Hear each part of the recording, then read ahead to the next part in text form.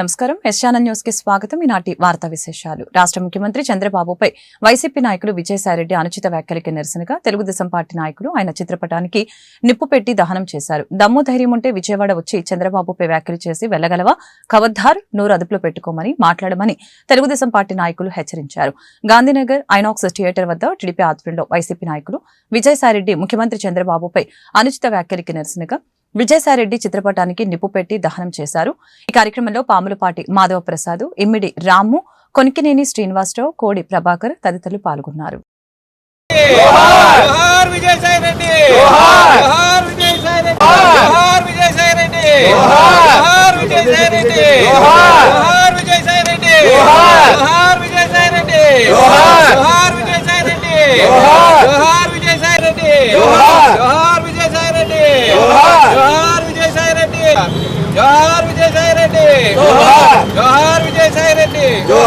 విజయసాయిరెడ్డి బాబు గారి అనుచిత వ్యాఖ్యలకి తీవ్ర నిరసన తెలియజేస్తున్నాము. దిష్టి బొమ్మలను తగలబెడుతున్నాము.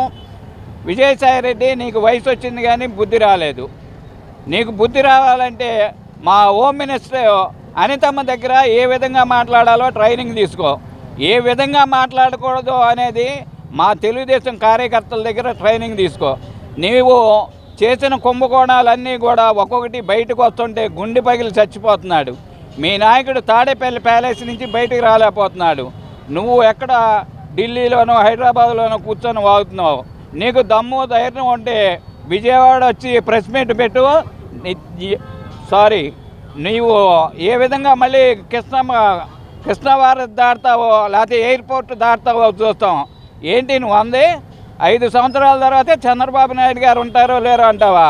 5 సంవత్సరాలు కాదు, దేవుడు ఆయనకు నుండి 100 ఏళ్ళు ఆయుష్ ఇచ్చాడు. రాబో తరంలో చంద్రబాబు నాయుడు గారు నాయకత్వంలోనే లోకేష్ బాబు యువసేన మరియు తెలుగుదేశం పార్టీ కార్యకర్తలు కూడా పెద్ద ఎత్తున మళ్ళీ తెలుగుదేశం పార్టీని 2029లో గెలిపించుకుంటాము. మళ్ళీ ముఖ్యమంత్రిగా చంద్రబాబు నాయుడు గారిని చేస్తాము. ఈ వైకాపా పార్టీ భూసమాధి అయిపోయిందని, ఇక దాదాపు 30-40 సంవత్సరాల్లో కూడా వైకాపా పార్టీకి రాజకీయ భవిష్యత్తు లేదని గత ప్రభుత్వం దుర్మార్గంగా సిపిఎస్ ఉద్యోగులపై అక్రమంగా మోపిన కేసుల్ని తక్షణమే ఉపసంహరించుకోవాలని Andhra Pradesh contributory pension scheme employees association నాయకులు డిమాండ్ చేశారు. 2004 ముందు నోటిఫికేషన్ ఇచ్చి ఉద్యోగంలో జాయిన్ అయిన వారికి సెంట్రల్ గవర్నమెంట్ తమకి పాత పెన్షన్ విధానాన్ని అమలు చేయాలని వారు తెలిపారు. ఈ ధర్నాలో మొండి రవికుమార్, రొంగల అప్పలరాజు, కారి పార్థసారథి తదితరులు పాల్గొన్నారు.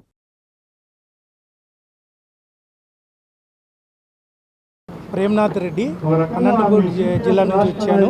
నేను ఏపీసీపీఎస్సీఏ స్టేట్ అసోసియేషన్ ప్రెసిడెంట్గా ఉన్నాను. ఈరోజు డిసెంబర్ 10న మానవ హక్కుల దినోత్సవం రోజు ఈ కార్యక్రమం ఏర్పాటు చేయడానికి ముఖ్య కారణం ఏంటంటే, రాజ్యాంగంలో అందరి ప్రజలకి కూడా కొన్ని హక్కులు కల్పించారు. అలాగే ఉద్యోగులకు కూడా పాత పెన్షన్ విధానము అనేది హక్కుగా మన జస్టిస్ చంద్రచూడ్ గారు చెప్పడం జరిగింది. మరి దానిని అమలు చేయాలి అంటే, ఉద్యోగం చేసేటువంటి వారందరూ కూడా ఒకే పని చేస్తున్నారు, కానీ 2 రకాల పెన్షన్ విధానాలు ఈ రాష్ట్రంలో అమలవుతున్నాయి. అలా కాకుండా ఒకటే పెన్షన్ ఒకటే సర్వీస్ అనే విధంగా మేము కోరుతూ ఈరోజు మానవ హక్కుల దినోత్సవం రోజు ఈ కార్యక్రమాన్ని చేస్తున్నాము. మరి ప్రభుత్వాలు మారుతున్న ఉద్యోగుల పరిస్థితి మారడం లేదు. వచ్చేటువంటి అంటే గెలవడం కోసం ఎన్నో హామీలు ఇచ్చారు. అన్నీ నమ్మినటువంటి ఉద్యోగులు ఈరోజు నట్టేట మునిగి వీధిన ఉన్నటువంటి పరిస్థితి, రకరకాల కేసులతో సఫర్ అవుతున్నటువంటి పరిస్థితి, ప్రతి నెల మ్యాచింగ్ గ్రాంట్ జమ కానటువంటి పరిస్థితి.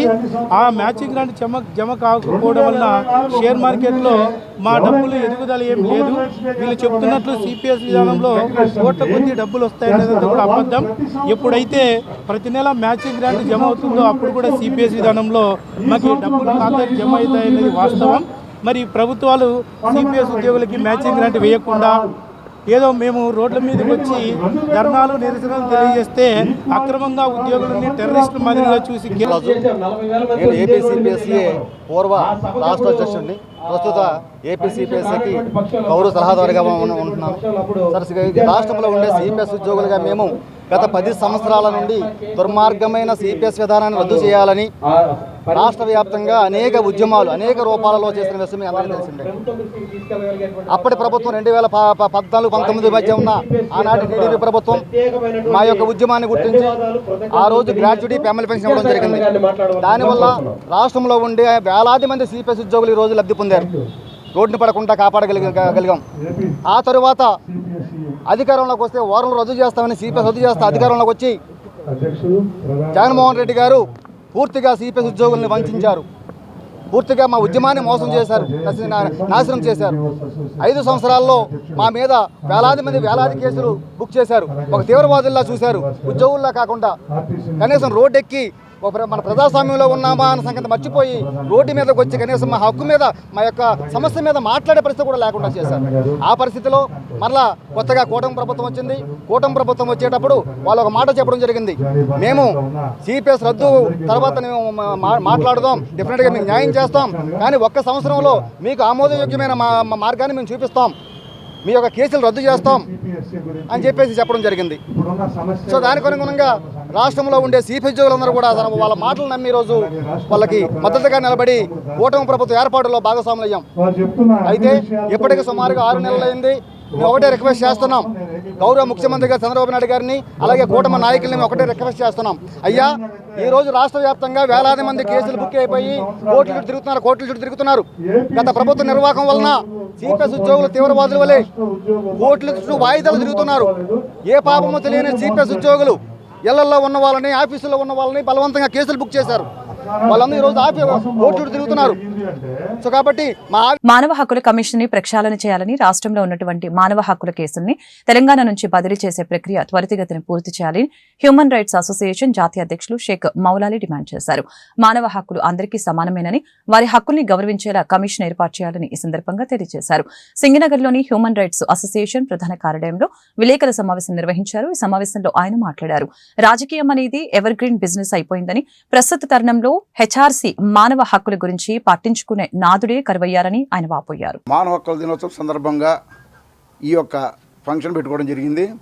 అలాగే ఈ కార్యక్రమంలో పాల్గొన్న అందరికీ ధన్యవాదాలు తెలియజేస్తూ మానవుల హక్కుల శుభాకాంక్షలు తెలియజేస్తున్నాం, దినోత్సవ శుభాకాంక్షలు తెలియజేస్తున్నాం. అలాగే మానవ హక్కుల మీద ఉన్నటువంటి ప్రేమతో మేము మానవ హక్కుల సంఘంలో 10 సంవత్సరాలను పనిచేస్తున్నాను. ఆ 10 సంవత్సరాలు పనిచేస్తున్నప్పుడు నాకు సహకరించినటువంటి వీళ్ళందరితో ఇవాళ ఈ హ్యూమన్ రైట్స్ దినోత్సవ శుభాకాంక్షలు తెలియజేయాలనే ఉద్దేశంతో ఏర్పాటు చేసినటువంటి ప్రెస్ మీట్ ఇది. ఇప్పుడు మానవ హక్కుల మనకు ఆంధ్రప్రదేశ్లో 10 సంవత్సరాల నుండి కమిషన్ మాత్రమే ఉంది తప్ప కేసులు మాత్రం జరగట్లేదు. అంటే కేసులు జరుగుతున్నాయి అంటే ఒక ఆఫీస్ ఉంది, మనకు ఒక కమిషనర్ గారు ఉన్నారు, ఆయనకు ఒక 2 అసిస్టెంట్లు ఉన్నారు తప్ప ఇటువంటి పరిస్థితి లేదు. ఇప్పుడు దానికి ఉజ్జాయింపు ఏంటంటే ఎగ్జాంపుల్గా 8-11 నెలలో 21వ సంవత్సరం అంటే జగన్ గారు ఉండగా మేము ఒక అప్లికేషన్ ఇచ్చామండి. రాష్ట్రం విడిపోకముందు ఉన్నటువంటి ఆంధ్రప్రదేశ్ కేసుల్ని ఆంధ్రప్రదేశ్ పంపించండి అని. ఈ రోజు వరకు కూడా పంపించలా. ఈ రోజు కూడా జరుగుతుంది ఏంటంటే కమిషనర్ గారిని అడిగితే మేము అడిగితే సీఎం గారు సమాధానం చెప్పట్లేదండి, మీరే అడగండి అని చెప్పి స్వయంగా కమిషనర్ గారు మాకు చెప్పడం జరిగిందండి. ఇది నిజం కాబట్టే ఇంత పబ్లిక్గా మీ యొక్క ప్రెస్ మీట్లో చెప్తున్నాం. మేమే ఆంధ్రప్రదేశ్ తరఫున మానవ హక్కుల కమిషన్లో 60 కేసులు వేసి ఉన్నాయండి. ఆ 60 కేసుల్లో అత్యంత ఇంపార్టెంట్ అయిన కేసులు 15 కేసులు అండి. ఒకసారి తీసుకోండి సార్. ఈ 15 కేసులు కూడా వాళ్ళ యొక్క జీవితాలన్నీ నాశనం అయిపోయినాయి. ఈ నాశనం అయిపోయిన జీవితాలను కూడా బాగు చేయడం లేదు. మానవ హక్కులు కాపాడలేనప్పుడు కమిషనే అనవసరం అనే దాని మీద ఈ రోజున రాష్ట్రపతి గారికి ఒక పిటిషన్ తయారు చేశామండి. గౌరవనీయులైన రాష్ట్రపతి గారికి అసలు మానవ హక్కుల కమిషన్లే వద్దండి. ఎందుకంటే న్యాయం చేయలేనప్పుడు కమిషన్లు ఉంటామో, అలాగే ప్రజలకు సర్వీస్ చేయనప్పుడు ప్రభుత్వం ఉండటం కూడా అనవసరం అని భావించే వాళ్ళలో మానవ హక్కుల కార్యకర్త నిజంగా ఉంటాడు. ఎందుకంటే ఎవరు బాధ వాళ్ళు పడి ఎవరు కర్మాలు అనుభవిస్తున్నారంటే వాళ్ళు పడిపోతారు. మేము న్యాయం చేస్తామని కమిషన్ వచ్చి ఎటువంటి సహాయం చేయనప్పుడు మానవ హక్కుల కమిషన్లు అవసరం లేదు.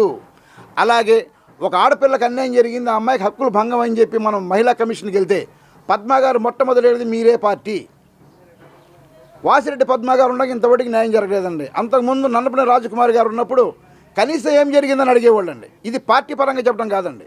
అలాగే 2014లో మొట్టమొదటిసారిగా ఆంధ్రప్రదేశ్లో మానవ హక్కులు లేవని చెప్పి ఎన్హెచ్ఆర్సీ నుండి కేసు వేసి దాని కేసు తీసుకోవడం జరిగింది. ఆ కేసు గురించి ఇంతవరకు లేదు. అలాగే మీ అందరికీ తెలిసి ఉంటుంది, 8 సంవత్సరాల క్రితం పాప సూర్యాపేటలో చనిపోతే బోండమ్మ గారు వాళ్ళు చచ్చిపోయింది, వాళ్ళ నాన్నగారు వాళ్ళు చచ్చిపోయింది అని చెప్పేసి ప్రచారం చేసినటువంటి దాంట్లో ఆ కేసులో నిజాలు కావాలని చెప్పి మేము మానవ హక్కుల సంఘాలు ఆశ్రయిస్తే మానవ హక్కుల సంఘం వాళ్ళు రాష్ట్రంలో సమాచార కమిషన్ పనితీరు సక్రమంగా లేదని, అడిగిన సమాచారాన్ని నిర్ణీత సమయంలోగా ఇవ్వకపోవడం శోచనీయమని ఫైట్ ఫర్ రైట్స్ రాష్ట్ర అధ్యక్షులు కేపీ రాజు ఆవేదన వ్యక్తం చేశారు.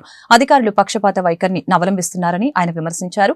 ఏపీ రాష్ట్ర సమాచార కమిషనర్ల పనితీరుని నిరసిస్తూ ఫైట్ ఫర్ రైట్స్ ఆధ్వర్యంలో నగరంలోని ధర్నా చౌక్లో ధర్నా కార్యక్రమాన్ని నిర్వహించడం జరిగింది.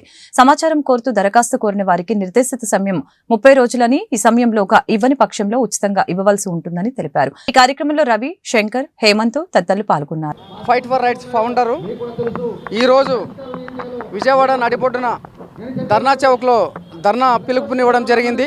సో ఏపీ రాష్ట్ర సమాచార కమిషనర్ల పనితీరుకు వ్యతిరేకంగా ఈరోజు ఈ ధర్నా కార్యక్రమానికి పిలుపునివ్వడం జరిగింది. ఎందుకంటే సమాచార హక్కు చట్టం అనేది ఎక్కడా కూడా అమల్లో లేదు.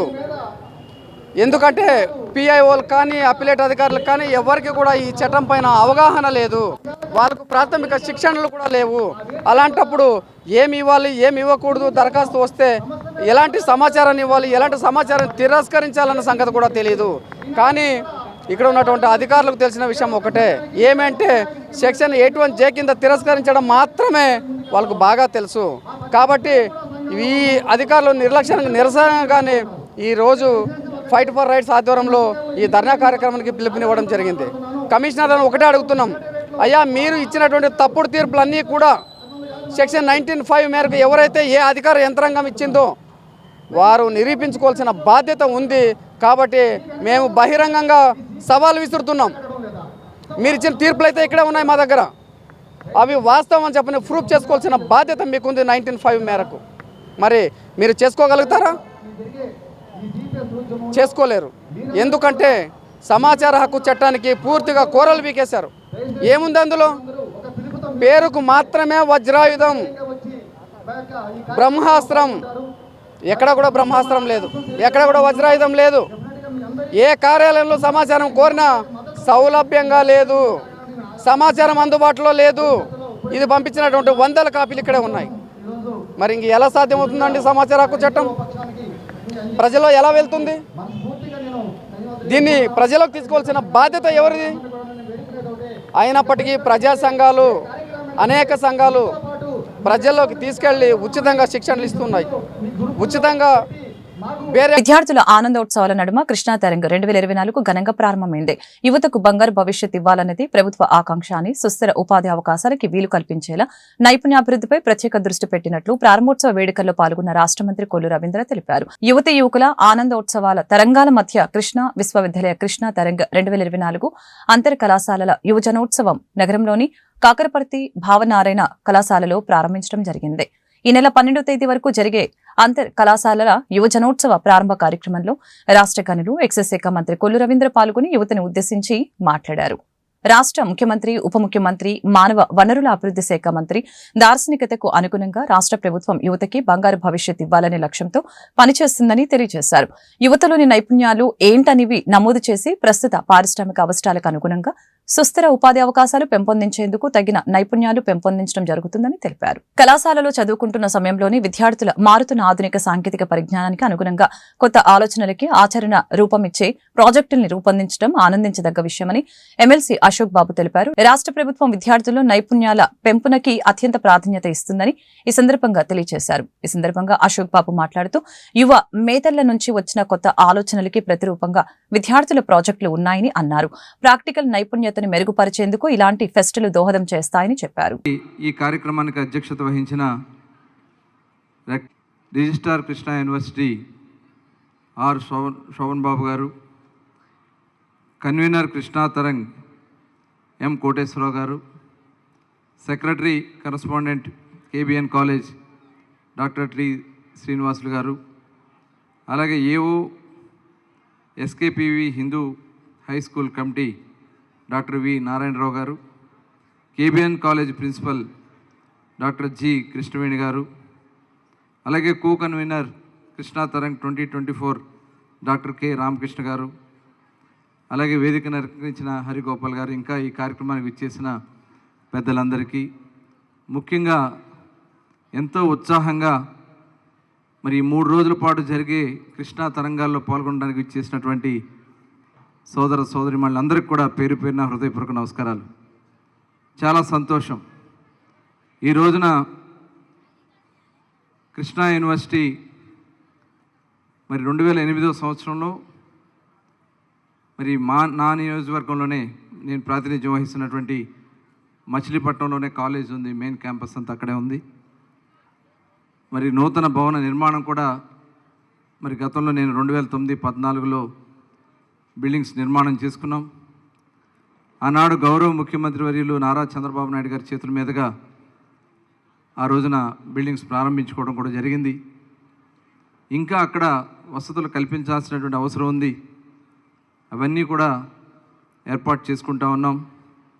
ఇవాళ కృష్ణా జిల్లా, ఉమ్మడి కృష్ణా జిల్లాలో చాలా అఫిలియేటెడ్ కాలేజెస్ అన్నీ కూడా కృష్ణా యూనివర్సిటీ అండర్లో నడుస్తూ ఉన్నాయి. చాలా సంతోషం. ఈరోజు ఈ యువజన దినోత్సవం కృష్ణా తరంగ్ అనేది ఒక మంచి కార్యక్రమం. యువతుల్లో ఉన్నటువంటి వాళ్ళ యొక్క టాలెంట్ని ఒక వేదిక క్రియేట్ చేయడం అనేది చాలా సంతోషం. మరి ఇక్కడ ఈ యూనివర్సిటీ లెవెల్లో జరిగేటటువంటి కార్యక్రమాలన్నీ కూడా స్టేట్ లెవెల్లో, తర్వాత నేషనల్ లెవెల్లో కూడా జరగడానికి అవకాశాలు ఉన్నాయి. మరి అందులో భాగంగానే ఈ కార్యక్రమాన్ని నిర్వహించుకోవడం చాలా సంతోషం. ఇవాళ గౌరవ ముఖ్యమంత్రి గారు కానీ, మరి ఇవాళ మనకి హ్యూమన్ రిసోర్స్ మినిస్టర్గా ఉన్న నారా లోకేష్ గారు, అదేవిధంగా మన ఉప ముఖ్యమంత్రి వర్యులు పవన్ కళ్యాణ్ గారు, మరి అందరం కలిసి ఈ రాష్ట్రంలో ఒక మంచి భవిష్యత్తును కల్పించాలి యువతకు అనే లక్ష్యంతో పనిచేస్తూ ఉన్నాం. ఎందుకంటే గత 5 సంవత్సరాలు మనం అందరం చూసాం. ఎన్నో కష్టాలు పడ్డాం, ఎన్నో ఇబ్బందులు పడ్డాం. యువతంతా నిర్వీర్యం అయిపోయింది. 5 సంవత్సరాలు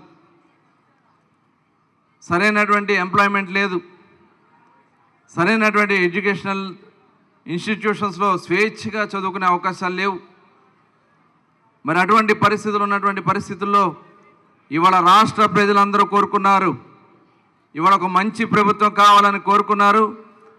భారతదేశంలోనే కాదు, ప్రపంచంలో ఏ ప్రభుత్వానికి ఇవ్వనంత మ్యాండేట్, 93% మ్యాండేట్ ఇచ్చి 144 సీట్లలో అధికారంలోకి వచ్చిన 5 నెలల్లోనే ఎస్సీ సబ్ ప్లాన్ నిధుల్ని ప్రారంభించిన, కమ్యూనిటీ హాల్స్ ప్రారంభించడం ఎంతో సంతోషంగా ఉందని సాంఘిక సంక్షేమ శాఖ మంత్రి డోలా బాలవీరాంజనేయులు తెలిపారు.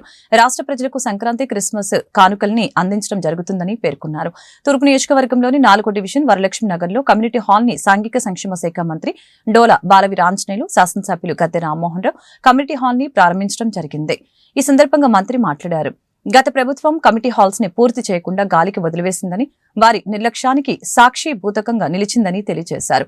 త్వరలోని రాష్ట్రంలోని క్రిస్టియన్స్ అందరికీ క్రిస్మస్ కానుక అందజేస్తామని చెప్పారు.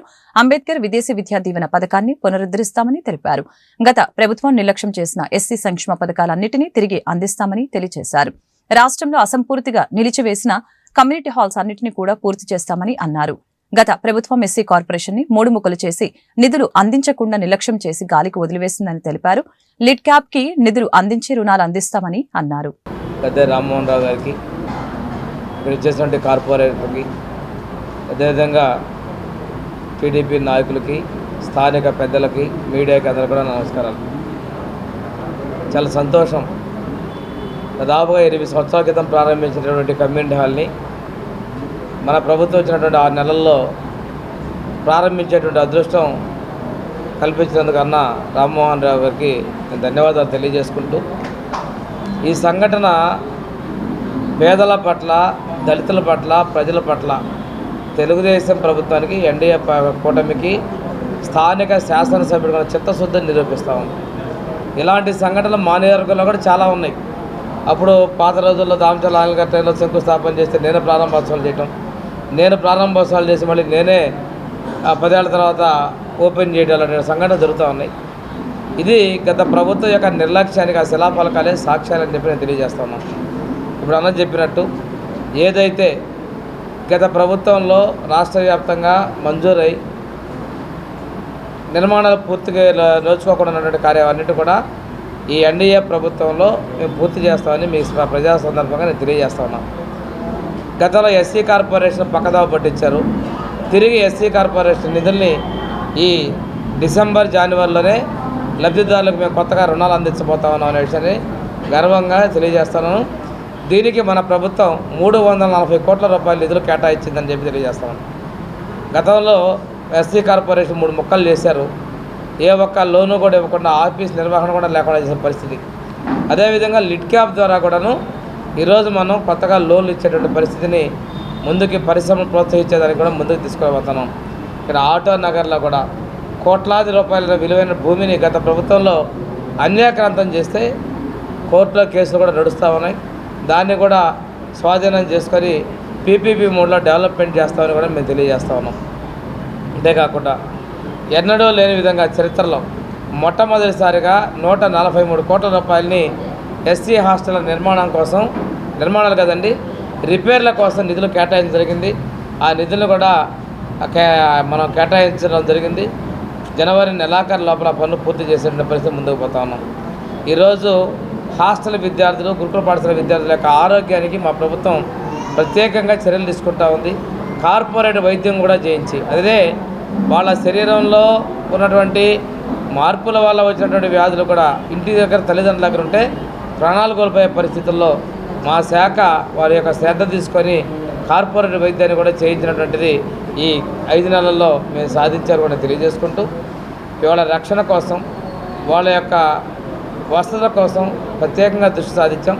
ఎస్సీ సప్లాన్లో గతంలో రోడ్ల నిర్మాణాలని తెలుగుదేశం ప్రభుత్వంలో చేస్తే 27,000 కిలోమీటర్ల పైన రోడ్డు. వరలక్ష్మీ నగర్లో ఇది కామన్ సైట్లో పురాతనంగా చిన్న కమ్యూనిటీ హాల్ ఉండేది. అది పడిపోవటానికి సిద్ధంగా ఉన్నప్పుడు 2014-19లో ఆ రోజున తెలుగుదేశం పార్టీ నారా చంద్రబాబు నాయుడు గారి నాయకత్వంలో ప్రభుత్వం ఉన్నప్పుడు ఆ రోజున రావెల కిషోర్ బాబు గారు మినిస్టర్గా ఎస్సీ సప్లాన్ కింద 50 లక్షల రూపాయలు తీసుకురావడం జరిగింది. దానిని కొంతమేరకు నిర్మాణం కూడా చేపట్టడం జరిగింది, చాలా మేరకు. ఆ తర్వాత ప్రభుత్వంలో దాన్ని పూర్తి చేయకుండా ఆ ఎస్సీ సప్లాన్ నిధులు ఏదైతే ఉన్నాయో వాటన్నింటిని ఆపేయటం వలన కొంచెం ఇబ్బంది కలిగి కార్పొరేటర్ గారైన జాస్ సాంబశివరావు గారి చొరవతో జనరల్ ఫండ్లో కొంత అమౌంట్ తెచ్చి దీన్ని పూర్తి చేయడం జరిగింది. మిగతా పనులన్నీ కూడా ఒక కిచెన్ షెడ్ అని ఇవన్నీ కూడా ఏర్పాటు చేసుకున్నాం, అది కూడా పూర్తి అవుతూ ఉంది.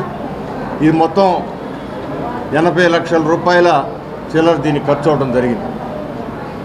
గతంలో నారా చంద్రబాబు నాయుడు గారు ముఖ్యమంత్రిగా ఉన్నప్పుడు ఎస్సీ సప్లాన్కి అత్యధిక ప్రాముఖ్యం ఇచ్చి ప్రాధాన్యత ఇచ్చి అందరికీ అడిగిన చోట లేదనకుండా కూడా మన నియోజకవర్గంలో అయితే వరలక్ష్మి నగరు, అదేవిధంగా ఎర్రంవారి వీధి 2వ డివిజన్లోను, అదేవిధంగా ఇంకా రాణిగారి తోటలోను, అదేవిధంగా 11వ డివిజన్లో పటమట్లో కొన్ని చోట్ల అనేకమైన కమ్యూనిటీ నిర్మాణాలు చేసుకోవడం జరిగింది. చాలా వాటిలో ఇప్పటికే చక్కటి వాళ్ళకు అవసరమైన పుట్టినరోజు పండుగలు, మెచ్యూరిటీ పండుగలు, అదేవిధంగా వివాహాలు కూడా జరుపుకుంటూ ఉన్నారు. అలాంటి నిధుల్ని జగన్మోహన్ రెడ్డి గారు ఎస్సీ సప్లాన్ అనేదే మర్చిపోయేటట్టు చేశాడు 5 సంవత్సరాలు. మరలా ఇప్పుడు మినిస్టర్ గారి సారథ్యంలో మరలా నారా చంద్రబాబు నాయుడు గారు ముఖ్యమంత్రి అయిన తర్వాత సాంఘిక సంక్షేమ శాఖ మంత్రిగా ఉన్న స్వామి గారు ప్రత్యేకమైన శ్రద్ధ గురించి ఇందా చెబుతూ ఉన్నారు. మరలా ప్రతి దళితుడికి కూడా లోన్లు ఇచ్చే కార్యక్రమం. సెంట్రల్ నియోజకవర్గ తెలుగుదేశం పార్టీ కార్యాలయంలో ప్రభుత్వ విప్ సెంట్రల్ నియోజకవర్గ శాసనసభ్యులు బోండా ఉమామేశ్వరరావు ఆదేశాల మేరకు రాష్ట్ర అభివృద్ధి కోసం గొప్ప డిజిటల్ అస్త్రం మన టీడీపీ యాప్ అభివృద్ధి సంక్షేమ ఫలాలని ప్రజల గడప ముంగిత అందిస్తున్న చంద్రన్న సుపరిపాలన ప్రభుత్వ సమాచారాన్ని సెంట్రల్ నియోజకవర్గంలో విస్తృతంగా ప్రచారం చేస్తూ తెలుగుదేశం పార్టీ అఖండ మెజారిటీతో గెలవడానికి కృషి చేసిన సభ్యులకి తెలుగుదేశం పార్టీ టేబుల్ ప్లాగ్ ని విజేతలకు అందించడం జరిగింది. కార్యక్రమానికి ముఖ్య అతిథులుగా టీడీపీ రాష్ట్ర కార్యదర్శి సెంట్రల్ నియోజకవర్గ కోఆర్డినేటర్ నవనీతం సాంబశివరావు, మాజీ ఎంసీ డైరెక్టర్ గంటా కృష్ణమోహన్లు పాల్గొని బహుమతులు అందజేయడం జరిగింది. ఈ సందర్భంగా నవనీతం సాంబశివరావు మాట్లాడుతూ మన టీడీపీ యాప్ ద్వారా తెలుగుదేశం పార్టీ కంటెంట్ ని మరియు కార్యక్రమాలను పెద్ద ఎత్తున ప్రజల్లోకి తీసుకువెళ్లి సెంట్రల్ నియోజకవర్గంలో టాప్ పర్ఫార్మెన్స్ గా నిలిచిన కార్యకర్తలకి తెలుగుదేశం పార్టీ గుర్తించడం ఆనవాయితీగా వస్తుందని తెలిపారు. రామారావు గారు తెలుగుదేశం పార్టీ వ్యవస్థాపకులు 1982లో స్థాపించినటువంటి ఈ తెలుగుదేశం పార్టీ దినదిన అభివృద్ధి చెందుతూ ఈ 44 సంవత్సరాలు దాటిన నేటికి కూడా పెద్ద ఎత్తున తెలుగుదేశం పార్టీ ఒక రాజకీయ పార్టీగానే కాకుండా ప్రజలకు సేవ చేయటంలో, ఈ సమాజంలో ఉన్నటువంటి రుగ్మతలను పాలదోలటంలో, మంచిని నలుగురికి పెంపొందించడంలో, ప్రతి ఒక్కరిని భాగస్వామ్యం చేయటంలో, ప్రతి ఒక్కరిని భాగస్వామ్యం చేసేటువంటి అలవాటు నారా చంద్రబాబు నాయుడు గారు ఈనాటి ముఖ్యమంత్రి, జాతీయ తెలుగుదేశం పార్టీ అధ్యక్షులు అలవాటు చేశారు. దాన్ని పుణుకుపుచ్చుకున్నటువంటి యువ నాయకుడు లోకేష్ బాబు 2024 ఎన్నికలకు సంబంధించింది మన టీడీపీ యాప్ పేరుతో ప్రతి ఒక్క అంశాన్ని ఈ రాష్ట్రంలో ఉన్నటువంటి 5.5 కోట్ల మంది ప్రజానికానికి, 4 కోట్ల మంది ఓటర్స్కి చేరువ కావాలని ప్రతిభ కలిగినటువంటి తెలుగుదేశం పార్టీ నాయకుల్ని, కార్యకర్తల్ని దానిలో భాగస్వామ్యం చేసి పెద్ద ఎత్తున ఈ ఎన్నికల సందర్భంగా రాష్ట్ర వ్యాప్తంగా ఉన్నటువంటి అన్ని అంశాలని ప్రజలకు చేరువ చేసేటువంటి విధంగా ముందుకు తీసుకుపోయారు.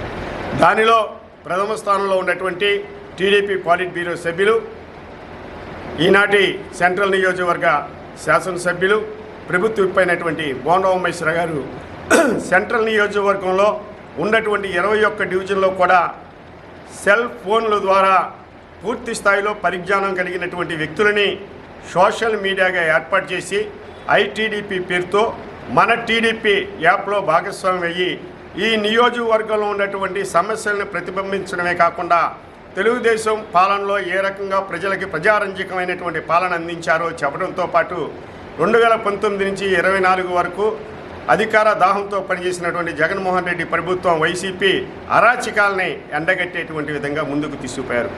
దానిలో భాగస్వాములైనటువంటి ఈనాడు ఈ వేదిక మీద ఉన్నటువంటి అవార్డు గ్రహీతలు జాతీయ తెలుగుదేశం పార్టీ కార్యాలయం నుంచి నారా చంద్రబాబు నాయుడు గారి సూచనల మేరకు లోకేష్ బాబు గారు పంపినటువంటి తెలుగుదేశం సంబంధించినటువంటి ఒక చిహ్నాన్ని వీళ్ళకి ఇచ్చి ఆ చిహ్నం వీరిలో ఉన్నటువంటి ప్రతిభ పాఠవాలని వెలికితీయటమే కాకుండా వాళ్ళలో దాగున్నటువంటి శక్తి సామర్థ్యాలను కూడా వెలుగు చూపేటువంటి విధంగా ఈనాడు వీళ్ళకి అవార్డులు ఇచ్చారంటే మా సెంట్రల్ నియోజకవర్గం నుంచి బోండా ఉమేశ్వర గారి నాయకత్వంలో ఎన్నిక కాబోయినటువంటి ఈ 9 మంది ప్రతిభ కలిగినటువంటి వారు రాబోయేటువంటి రోజుల్లో 900 మందిని తయారు చేసేటువంటి విధంగా శిక్షణ ఇప్పటికే మొదలుపెట్టారు.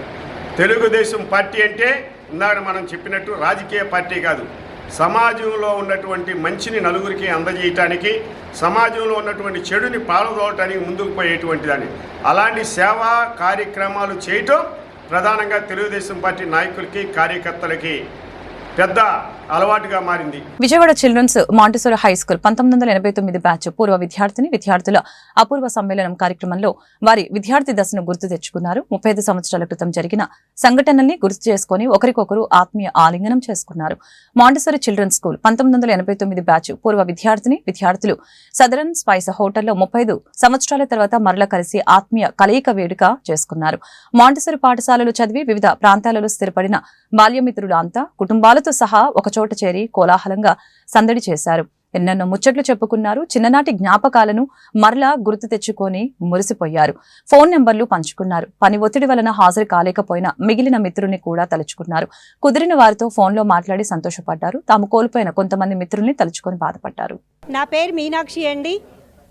1989 చిల్డ్రన్స్ మాంటిసోరీ పూర్వ విద్యార్థుల సమ్మేళనం ఈరోజు సదరన్ స్పైస్లో చేయించుకుంటున్నాము. ఇది చేయడానికి గల ముఖ్య కారణము మాతో ఉన్నటువంటి బాల్యమిత్రుడైనటువంటి రామచంద్రరావు గారు డాక్టరేట్ సోషల్ సర్వీస్ నందు తీసుకున్న కారణంగా అతను మాకు అందరినీ గ్యాదరింగ్ చేసి ఎక్కడెక్కడో ఉన్నటువంటి ప్రతి ఒక్క విద్యార్థులను పిలిచి గురువులతో కలిపి మేము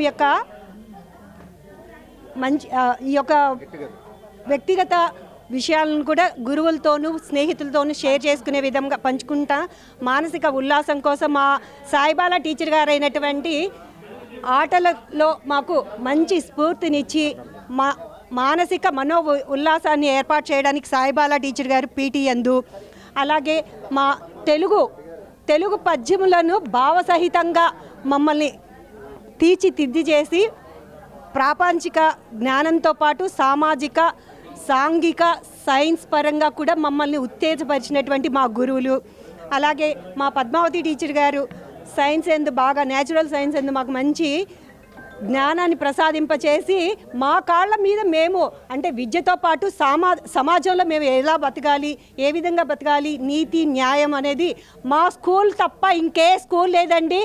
ఒక్కసారి మన ఫ్రెండ్స్ అందరూ ఒకసారి చెప్పండి, చిల్డ్రన్స్ మాంట్సోరీ. నా పేరు తులసి విరజ. నేను 1988-89 batch Montessori high school C సెక్షన్లో చదువుకున్నాను. అండ్ ఈ అకేషన్ ఏంటి అంటే it's a kind of get together for all of us. We are meeting after 35 years. And on this occasion, actually this has been arranged by Ramachandra, who is our classmate during that time, who arranged this party, and he got a doctorate in social work.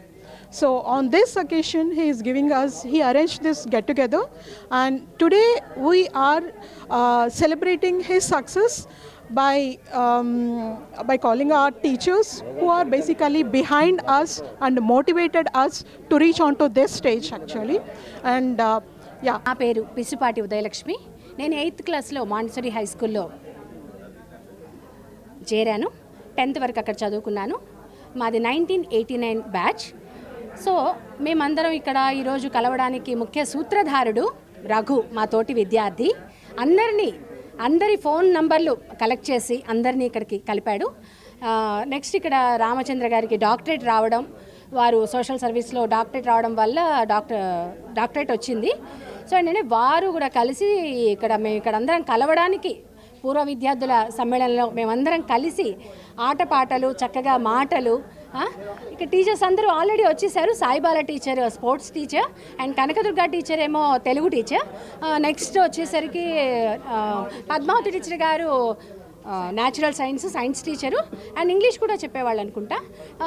So teachers అందరినీ మేము గుర్తుపట్టాం, కానీ teachers మమ్మల్ని గుర్తుపట్టలేదు. ఎందుకంటే మేము అప్పుడు చిన్నపిల్లలం కాబట్టి అందరూ గుర్తుంటారు. వాళ్ళు ఇంకా పెద్దవాళ్ళు అయిపోయారు కాబట్టి వాళ్ళు గుర్తుపట్టలేకపోయారు. మమ్మల్ని చూసి ఎంతో ఆనందించారు. మాకు చాలా హ్యాపీగా ఉంది. విజయవాడలో ఈ చిల్డ్రన్స్ మాంటిసోరీ హై స్కూల్ అనేది చాలా బాగా అన్నిట్లో కళలు, సాంస్కృతిక రంగాల్లో, ఆటలు పాటలు అన్నిట్లో ఎప్పుడూ నేషనల్ యాంథమ్కి మన జాతీయ గీతం బంకించంద్ర చటర్జీ గారు రాసిన జాతీయ గీతానికి ప్రతి సంవత్సరం మన స్కూల్స్ తరఫున నేషనల్ అవార్డు వచ్చేది. అలాగే నెక్స్ట్ మన kho, kabaddi, badminton, tennikoit, shuttle, వీటన్నిటిలో సాఫ్ట్ బాల్, షటిల్, వీటన్నిటిలో ప్రతి సంవత్సరం విన్నర్స్గా, కొన్నిట్లో రన్నర్స్గా, అంటే గ్రిక్స్ అనమాట. వేరే స్కూల్లో మేము వాళ్ళతో వెళ్ళి మేము ఆ స్కూల్ నుంచి వేరే స్కూల్కి వెళ్ళి ఆడేవాళ్ళం. అలా అందరితోనూ మేము పోటీగా ఆడి గెలిచి ప్రతి సంవత్సరం మేము చిల్డ్రన్స్ మాంటిసోరీ హై స్కూల్. ఈ వార్తలు ఇంతటితో సమాప్తం. మరొక బులెటిన్లో మళ్ళీ కలుద్దాం. నమస్కారం.